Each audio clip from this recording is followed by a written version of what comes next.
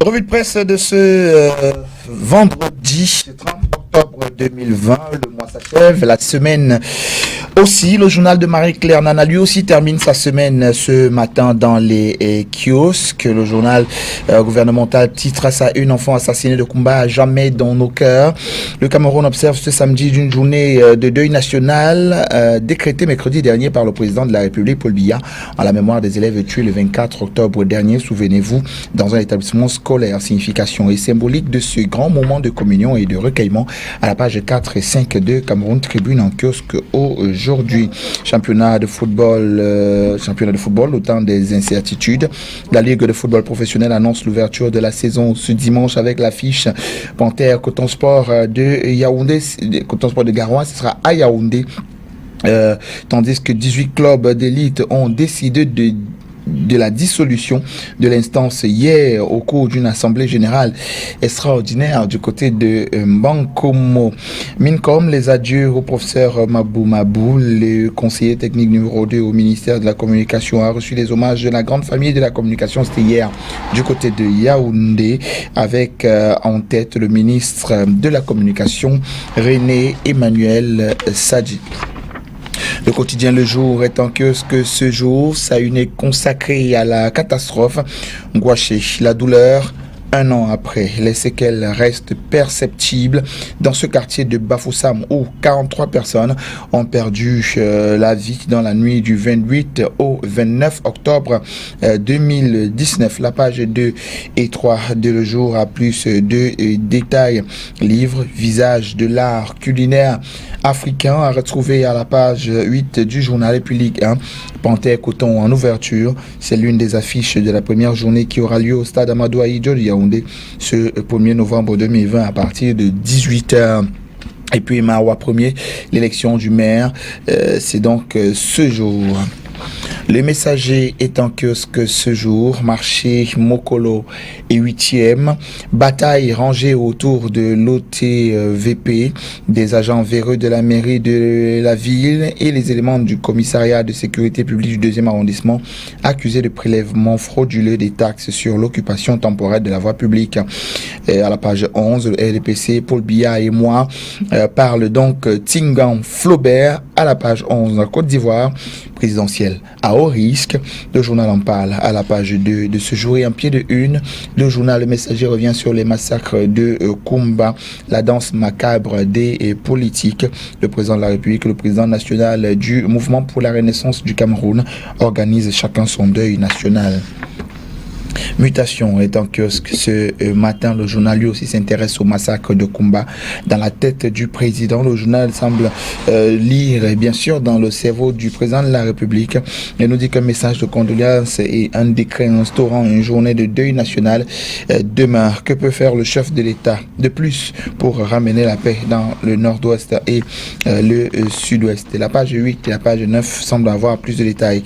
Et à la page 5, le journal s'intéresse à Mekit Invest, la grogne des souscripteurs. Humour à la page 12 dans l'univers des rigolards. Le quotidien La Nouvelle Expression est en kiosque ce matin. Sa une est consacrée à la ville de Bafoussam, Ngouache aux oubliettes.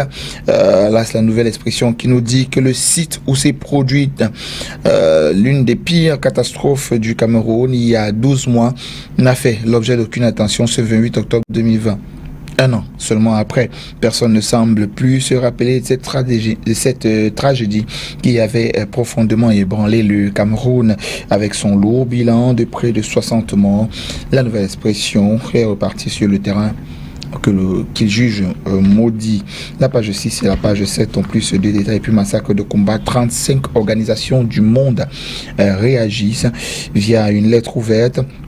Elles ont lancé un appel à l'action au Cameroun hier, jeudi 29 octobre 2020, ici à Douala. Affaire Camto, le dilatoire du gouvernement. La DGSN et les MINAT ont produit leurs conclusions ce jeudi, tandis que le CED n'a pas fait le déplacement pour le tribunal de première instance de Yaoundé. Droits de l'homme, les regards croisés sur le Cameroun au moment où les droits humains traverse une phase particulièrement turbulente au Cameroun. La nouvelle expression a donc consulté des experts. Du côté de San Mélima, le marché moderne, lui, se meurt, comme nous dit la nouvelle expression ce jour. Depuis son inauguration en novembre 2019, le joyau architectural est plutôt envahi par la broussaille. Insécurité à Douala, le maire chez les chefs traditionnels. Les deux parties ont eu de longs échanges mercredi 28 octobre dernier sur le phénomène du vandalisme et de l'incivisme dans la capitale économique du Cameroun. Voilà ce que nous dit la nouvelle expression ce matin. Émergence, notre quotidien est en kiosque ce jour.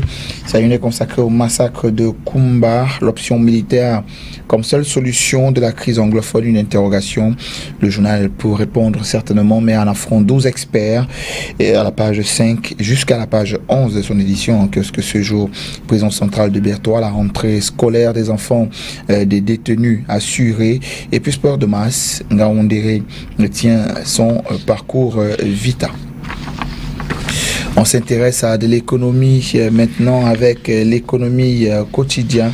L'économie quotidienne qui consacre sa une à l'agroalimentaire, au textile et même au génie civil. Le Cameroun adopte 300 normes en prélude à l'entrée en vigueur de la SNECAF. L'initiative vise donc à garantir la compétitivité des entreprises locales sur le plan continental. Réflexion, les pistes pour une meilleure organisation des projets en Afrique. Peste porcine africaine, l'Organisation de la santé animale et la FAO s'organisent pour éradiquer la maladie. Le journal s'intéresse également aux déplacés internes. À la page 4, 4 organisations reçoivent des financements pour appréhender les dynamiques foncières et le journal à sa page 3 nous parle de la relation ou alors la coopération Cameroun-Allemagne. 4000 artisans à accompagner dans le secteur du coton. Le tri-hebdomadaire L'œil du Sahel est en kiosque ce jour. La commune de Maroua, premier intéresse le journal qui revient sur cette élection du maire sous haute tension à la page 12 et dans la localité de Makari. Le maire et les conseillers municipaux à couteau tiré. Pourquoi? Il faut lire la page 7 du journal pour en savoir davantage dans le maillot d'Anyai. Le FSNC de Issa Chiroma à Bakari est donc en quête des militants précisément du côté de Yagua. Et puis nécrologie, le général Dagafunansou décoré à titre posthume Grand Macaï. 1000 élèves du CM2 reçoivent des actes de naissance. Et dans l'extrême nord du pays, 1 milliard de francs CFA pour la construction du centre de désarmement de Mémé. Notre site hebdomadaire en kiosque ce matin, c'est le soir qui est consacré à une au transport. Galébibé sur tous les fronts. Après l'acquisition donc du matériel de modernisation des aéroports du Cameroun, le ministre des Transports Jean-Ernest Masséna Galébibé a officiellement lancé les travaux du comité interministériel des infrastructures ferroviaires mercredi 28 octobre dernier à la salle des conférences du dit ministère. À la page 3 à plus de détails. Entrepreneuriat privé. Achille Basilikine 3 lance le forum des parlementaires et exécutifs municipaux. Du côté de la CNPS, en rapport avec la SOACAM, partenariat social donc scellé en faveur des pensionnés. Taxe sur le téléphone. L'ODS remercie le président de la République, Paul Biya. On s'intéresse maintenant à Essingan qui est en kiosque ce matin. Le journal consacre sa une au ministère de la Justice, l'administration pénitentiaire à la guillotine. Elle est prise en otage par le secrétaire d'État auprès du ministre de la Justice et garde des Sceaux, Jérôme Pimbaga, qui en a fait donc une fourmilière des pratiques de corruption, de népotisme et même de clientélisme, propageant un profond malaise à tous les niveaux du milieu carcéral au Cameroun. Et puis du côté des Bolova, l'hôpital régional en agonie. Hommage pour le bienfait du général Dagafunansou, croix de la valeur militaire. Et on sort de cette revue de presse maintenant avec EcoSanté qui s'intéresse au projet MUSAC. Ndi Alima lance la construction de 16 hôpitaux. Le chef du projet de la mutuelle de santé des acteurs de l'économie MUSAC a donc paraphé les termes de contrat pour le démarrage effectif des travaux avec les entreprises prestataires le 28 octobre dernier du côté de Yaoundé. Lancé au début de cette année, le projet a donc connu un ralentissement dû au Covid-19. Sylvestre Ndi Alima a donc tenu à rassurer que les travaux de construction des hôpitaux seront effectifs dès décembre 2020. La page 6 et 7 de Éco-Santé ont plus de détails. Les pages. Et puis une interview dans le journal, celle du docteur Sylvie Andy, pharmacienne, qui dit, je cite, j'invite vraiment les familles à bien recevoir les campagnes de vaccination. Les détails sont à retrouver dans les colonnes du journal, qui nous amène également dans la promotion des services et soins de santé reproductive, cap sur la sensibilisation dans la région de l'Est. La salle de conférence des services du gouverneur de la région de l'Est a donc abrité mercredi dernier une réunion de plaidoyer pour les campagnes de mobilisation, de sensibilisation et même de promotion des services de soins de santé reproductive, maternelle, néonatale et même infantile. Les détails à la page 11. Voilà qui met un terme à cette première partie consacrée à la revue des presses parues en français.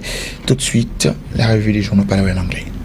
And this morning we begin with the Guardian Post newspaper. On the front page of the Guardian Post newspaper, we read Anglophones' peanut share of national cake. The paper adds statistics of public offices occupied by Northwesterners and Southwesterners, division by division. Well, you can go dig into this extensive report in the inner pages of the Guardian Post newspaper of this Friday. Other stories on the front page of the Guardian Post newspaper of today. In Kumba, we read, man burned to death for alleged robbery. The details are in the inner pages of the newspaper. Cameroon Professional Football League crisis deepens, the paper announces. It says, club presidents divided over dissolution of league management body, resumption of 2020-2021 session. Go into the inner pages of the Guardian Post newspaper for more on that story. We are now with the Post newspaper, the weekend edition. Of course, we did review this, but we'll come back to it again because it covers the weekend. Stop the war. Hired protesters, commercial mourners can't end Cameroon's blood bath. And on the front page, a picture like you can. We are now with the poster. We are now with the Post newspaper.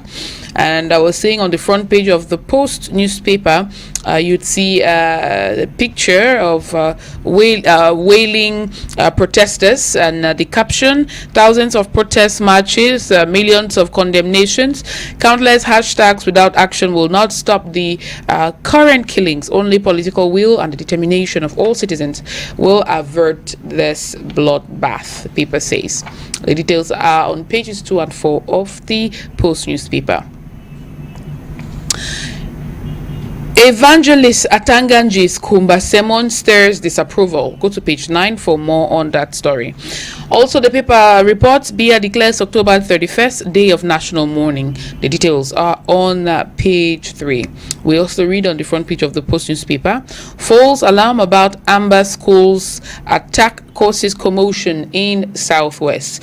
You would read that on the second page of the Post newspaper. And to end with the Post, race into the House of Chiefs, Etina Ndike present a consensus list to Elekam. The details are on page 8. And now we turn our attention to Cameroon Tribune. We'll focus, of course, on the stories that appear in the front page in the English language. Today, we start with this one. Cameroon, Saudi Arabia. Cooperation ties reinforced. The paper says the Minister of Foreign Affairs of the Kingdom of Saudi Arabia, Prince Faisal bin Farhan Abdullah Al Saud, who is on an official visit to Cameroon yesterday, October 29, 2020, held talks at Unity Palace with the Minister of State Secretary General of the Presidency, Ferdinand Gongo, and this came after the inauguration of the country's new embassy in Yaoundé. Go to page 2 and 3 for more on that story. Health, the paper writes, public health, overcoming breast cancer stigma.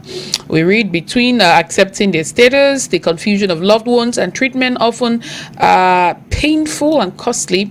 Some women are today seen as hope for many still suffering from the dreaded disease. The ailment, they said, is curable if diagnosed early. Go to page 28 and 29 to read the testimonies of some survivors. Well, that's it for the press review today on Good Morning Cameroon. Thank you for your kind attention. You know what to do to get the details of the stories. You go to the nearest newspaper stand and get yourself copies of these newspapers, and so you can get all the nitty-gritty of the stories. Also, you can subscribe online and read. It's going to be news time in just a bit, but to be after this transition.